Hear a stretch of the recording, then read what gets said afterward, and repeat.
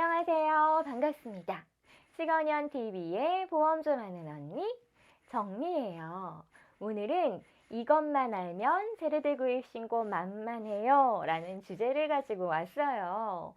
제로대 구입 신고를 어렵게 생각하시는 경우 굉장히 많으시더라고요. 하지만 결코 어렵지 않습니다. 어떤 것들을 제로대 구입 신고를 해야 되고 어떤 점에 주의를 해야 되는지만 아시면 결코 어렵지 않은 게 제로대 구입 신고예요.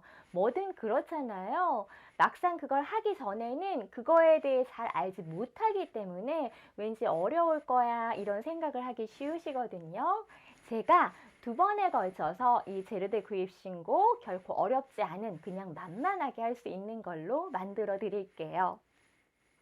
자, 일단 모든 재료를 제로대 구입 신고를 하는 거는 아니에요. 그러면 어떤 재료를 신고를 하는지, 신고가 필요한 재료가 무엇인지에 대해서 알고 넘어가셔야 되겠죠? 우리가 터치 버튼을 클릭해서 입력을 하면 이런 식으로 청구 항목들이 들어갑니다. 그런데 그 중에서 여기 구분에 행위가 아닌 재료로 들어가는 것들이 있어요. 2번의 하나로 같은 경우에도요. 직접 이면을 클릭하면 이렇게 들어가요. 그 중에 재료로 표시되는 게 있어요. 덴트앱도 직접 이면을 클릭하면 이렇게 들어가고 여기 구분에 재료로 표시되는 것들이 있습니다. 이렇게 재료로 표시되는 것들을 제로대 구입 신고를 하시면 되세요. 그럼 행위로 표시되는 것들은요. 요거는 신고를 하지 않으셔도 되는 것들이죠. 그런데 이렇게 재료로 표시되는 것들 중에서도요, 신고를 하지 않아도 되는 것들이 있어요. 그런 것들은 바로 정액수가 재료인데요. 이 정액수가 재료라는 거는 뭐냐면 제품의 종류와 상관없이 동일한 코드와 동일한 수가로 청구되는 재료예요. 무슨 이야기냐? 앞에 보았던 이 GI 같은 경우에는요. 이렇게 퓨지2 1-1팩을 썼을 때랑 케탕 몰러를 썼을 때랑 청구하는 재료 자체가 달라지죠. 그리고 청구하는 금액도 달라집니다. 이런 거는 어떤 재료를 썼느냐에 따라서 신고하는 것도 달라지는 거고 청구하는 것도 달라지는 거예요. 그런데 정액수가 재료라는 거는요. 어떤 재료를 썼던지 간에 그냥 똑같은 코드로 청구하고 똑같은 수가로 청구하는 거예요. 예를 들어서 보시면 나이타입 파일이요. 종류가 굉장히 여러 가지가 있어요. 선생님들마다 사서 쓰시는 게 다 다르시거든요. 하지만 그거에 대해서 각각의 코드가 다 있지 않고요. 그냥 나이타입 파일 하나로 다 묶여 있습니다. 그래서 어떤 나이타입 파일을 쓰던지 간에 그냥 이 코드로 청구를 하는 거예요. 그리고 동일하게 이 금액으로 청구를 하는 거고요. 바로 이런 재료를 정액수가 재료라고 이야기를 합니다. 이런 거에는 방금 말씀드린 나이타입 파일이 가장 대표적인 재료고요. 나이타입 파일 이외에도요. 버가 바로 이런 정액수가 재료에 해당이 돼요. 그래서 남바지나 매복바지에 청구되는 이 버도 우리가 라운드 바를 썼던 서지컬 버를 썼던 어떤 종류의 버를 썼던지 간에 이 코드 그리고 이 금액으로 청구를 하거든요. 그래서 이 버도 정액수가 재료에 해당이 됩니다. 또 바브드 브로치 파일도요. 정액수가 재료에 해당이 되기 때문에 이 4가지 항목은 이렇게 재료로 보이기는 하지만 따로 제로대 구입 신고를 하지 않으셔도 되고요. 그냥 청구를 하시면 됩니다. 또 재료는 청구되지 않고 행위만 청구되는 항목들이 있어요. 그런 항목들에 대해서도 제로대 구입 신고를 하지 않으셔도 되거든요. 예를 들어 보시면 GI 같은 경우에는 이렇게 행위랑 GI 재료가 청구가 되죠. 그래서 이 GI 재료에 대해서 제로대 구입 신고를 합니다. 하지만 광중합형 레진 같은 경우는 이렇게 입력하면 재료가 같이 들어가지 않고요. 행위료 안에 모든 재료대가 다 포함이 되어 있어요. 이렇게 재료를 사용하지만 행위에 재료대가 포함된 경우에는 이 재료대 구입 신고를 별도로 하지 않으셔도 된다라는 거죠. 이런 것들은 종류가 상당히 많아요. 지각감인 처치 같은 경우에도 지각감인 처치제를 쓰지만 지각감인 처치제 재료가 청구되지 않고요. 행위만 청구되기 때문에 지각감인 처치제도요. 신고를 할 필요가 없겠고요. 보철물 재부착할 때도 쇠맨을 사용하죠. 하지만 쇠맨 재료에 대해선 청구하지 않고 보철물 재부착 행위만 청구가 들어가게 되어 있습니다. 또 러버댐도요. 러버댐 재료를 사용하지만 러버댐 장착료라는 행위만 청구가 되죠. 이렇게 행위만 청구되는 항목에 대해서는 재료대 구입 신고를 따로 하지 않아도 된다라는 거죠. 그래서 정리를 해보면 광중압형 레진 충전, 지각감인 처치, 보철물 재부착, 러버댐 장착은요. 행위만 청구되기 때문에 재료대에 대해서는 별도의 신고를 하지 않으셔도 된다라는 거죠.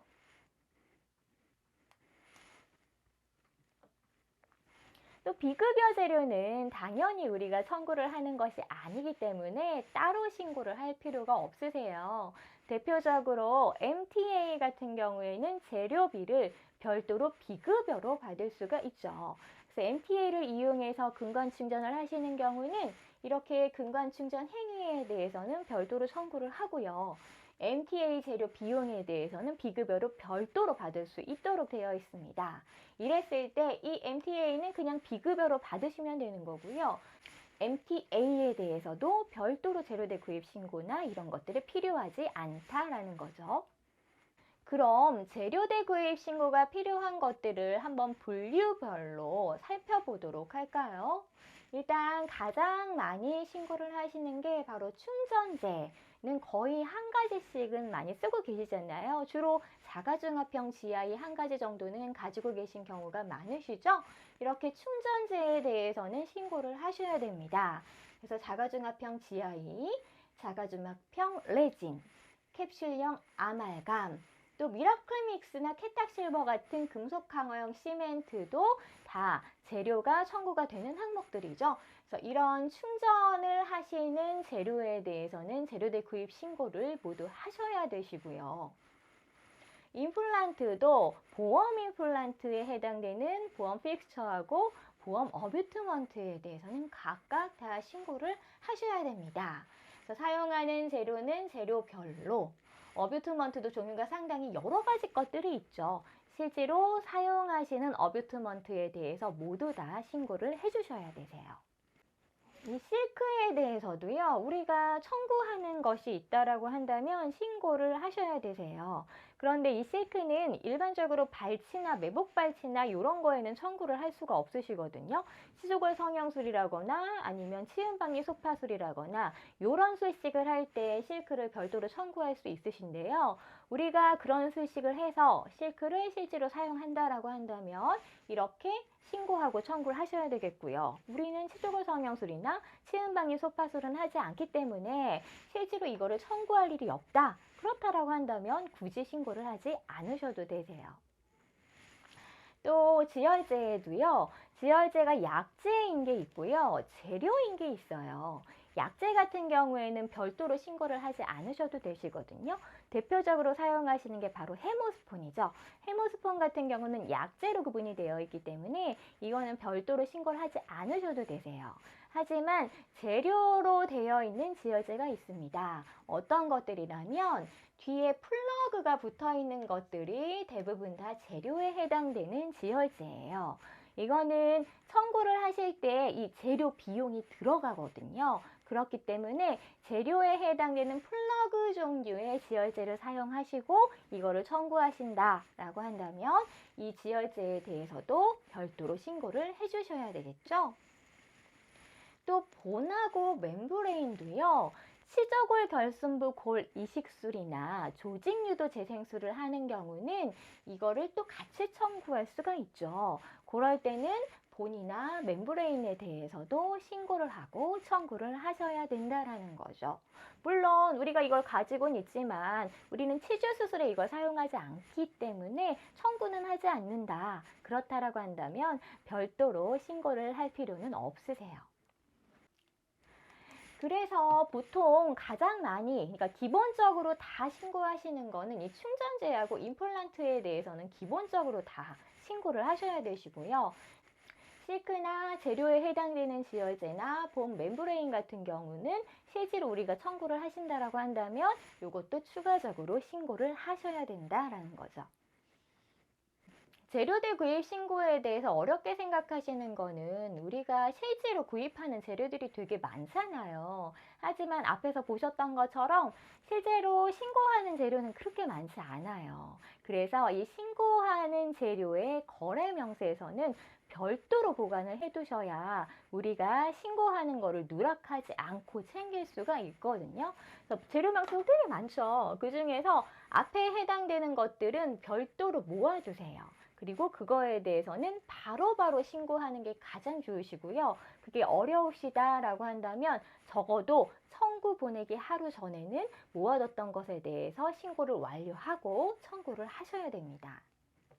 앞에 보았던 내용들을 요약 정리를 해볼까요? 자, 첫 번째, 정액 수가 재료를 제외한 보험 청구하는 재료는 재료대 구입 신고를 하여야 한다 라고 알아봤죠.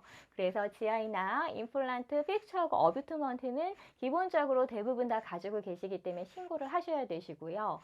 실크나 재료에 해당되는 지혈제나 본이나 멤브레인은 실제로 우리가 비급여에만 사용하는 게 아니라 급여에 사용을 하고 청구를 하고 계시다면 이거에 대해서도 신고를 하고 청구하셔야 된다는 거 앞에서 알아봤죠. 자, 두 번째는 재료대 구입 신고를 하는 재료의 재료 명세에서는 신고가 누락되지 않게 따로 보관을 하셔야 되세요. 그래서 재료 명세서를 보통 담당하는 직원분이 계실 거예요. 그분께서 별도로 가지고 계셔도 되고요. 보험 담당자가 가지고 있는 게 낫다라고 한다면 그거는 별도로 달라고 해서 보험 담당하시는 분께서 가지고 계시다가 신고를 하시는 게 좋겠죠. 다음 세 번째, 재료대 구입 신고는 바로바로 하는 것이 좋으며 적어도 보험 청구 하루 전에 완료한다 라고 되어 있는데요. 가장 좋은 거는 바로바로 하는 거예요. 왜냐면 재료가 들어올 때마다 수가가 조금씩 달라지는 경우가 있어요. 그래서 그거에 맞게 정확히 적용하려면 바로바로 신고를 하는 게 좋으시고요. 이게 어렵다라고 하면 청구 들어가기 전에 신고가 완료가 되셔야 되거든요. 청구 들어갔을 때 신고된 게 없는 경우는 실제로 심사 조정이 돼서 오세요. 그렇기 때문에 청구 보내기 전 하루 전에는 재료대 구입 신고를 완료하고 청구를 하셔야 된다는 거 잊지 마세요. 자, 이제 마지막으로 퀴즈를 하나 풀어볼까요? 앞에 내용 잘 들으셨다면 절대 틀릴 수가 없으실 거예요. 자, 오늘의 퀴즈. 다음 중 재료대 구입 신고가 필요한 것은 자, 1번 지각감인 처치제, 2번 케탕몰러, 3번 MTA, 4번 광주막평 레진. 자, 1, 2, 3, 4번 중에서 꼭 재료대 구입 신고를 해야 되는 재료는 몇 번일까요? 요거에 대한 답변은 이 영상의 댓글로 답변을 달아주세요. 답변을 달아주신 분들 중에서 한 분을 선정해서 시원한 아이스 아메리카노 제가 쏘겠습니다. 자, 선생님들 오늘 영상 도움이 많이 되셨나요? 조금 서운한 건 재료들 구입 신고하는 방법도 알고 싶으시죠?